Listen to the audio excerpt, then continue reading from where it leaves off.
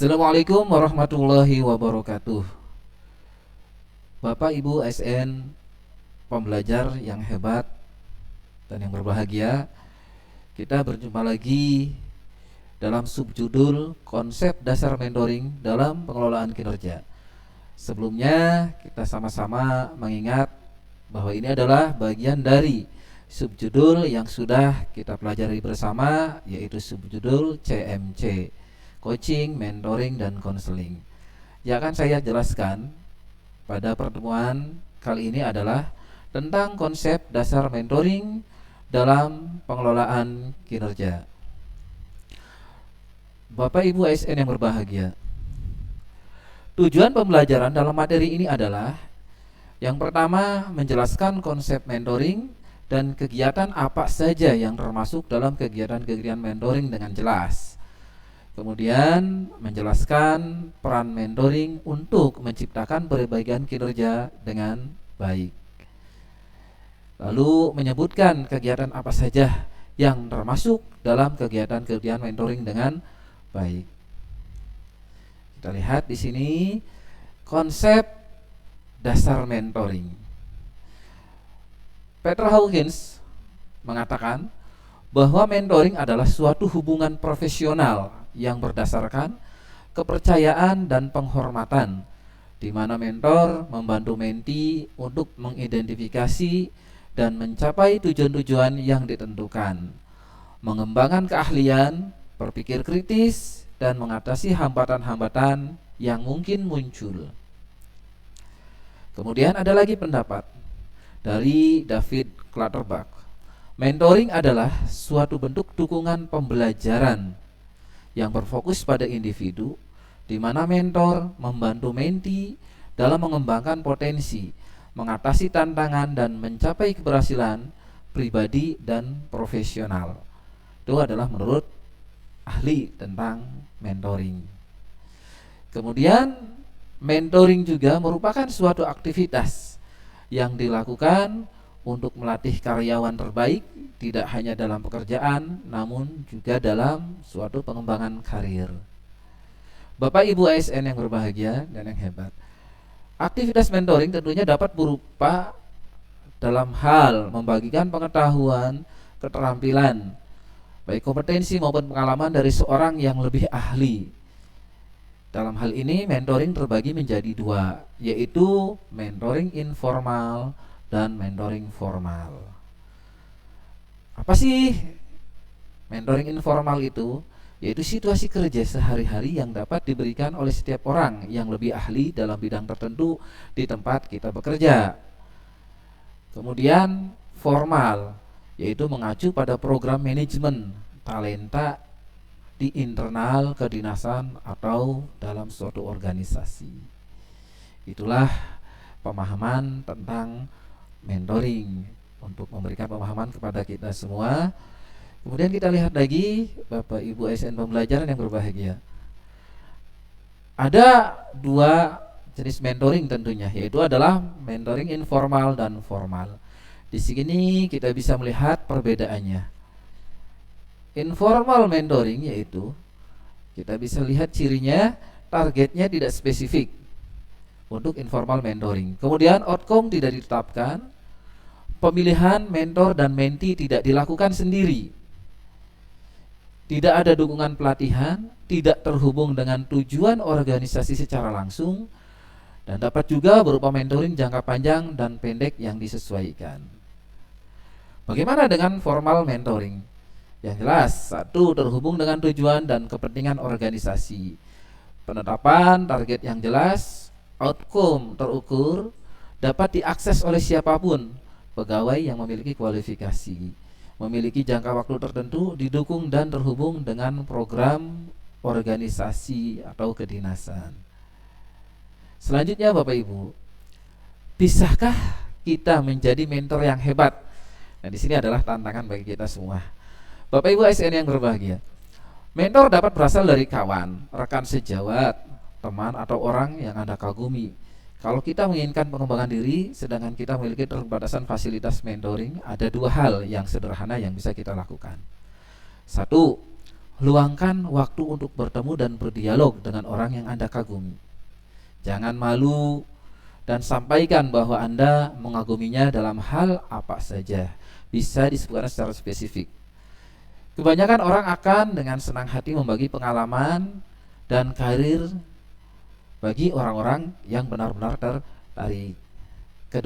Kedua, amati, observasi dan dengar. Watch, observe, listen. Jika sudah bertemu, langsung tentang apa yang dia ceritakan sebagai pengalaman yang dapat Anda jadikan sebagai rujukan untuk belajar. Bapak Ibu ASN pembelajar, intinya kita bisa menjadi mentor tentunya belajar dari pengalaman orang lain yang tentunya kita menganggap orang tersebut bisa kita kagumi, orang yang lebih berpengalaman dari kita semua. Selanjutnya, apa sih yang dilakukan oleh mentor? Yang pertama tentunya mentor harus membantu mentee, membantu dalam memahami konsep-konsep yang kompleks, menyampaikan saran praktis, dan membimbing mereka dalam mengatasi masalah yang mungkin timbul. Yang kedua, mentor membantu mentee dalam mengidentifikasi dan merumuskan tujuan secara pribadi dan profesional secara jelas.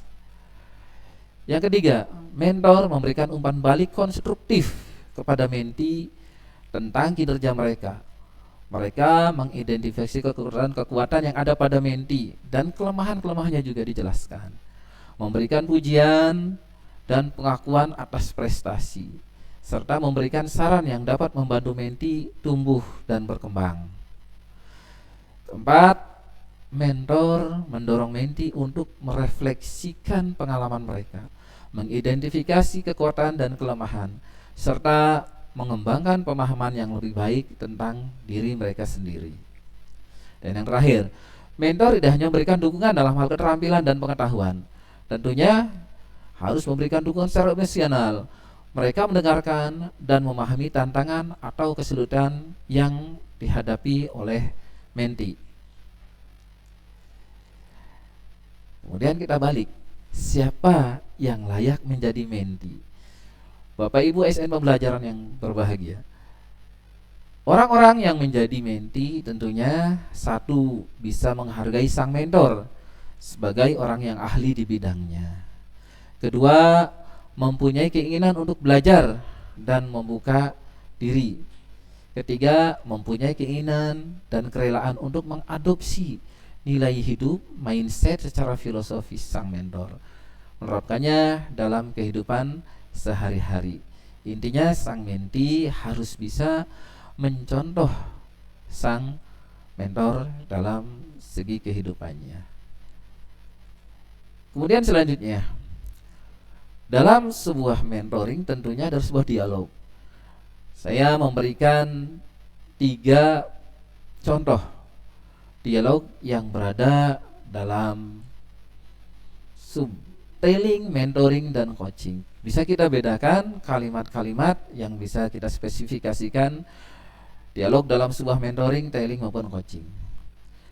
Tailing adalah sebuah perkataan. Contoh, berikut adalah tujuan dan spesifikasi implementasi untuk proyek ini.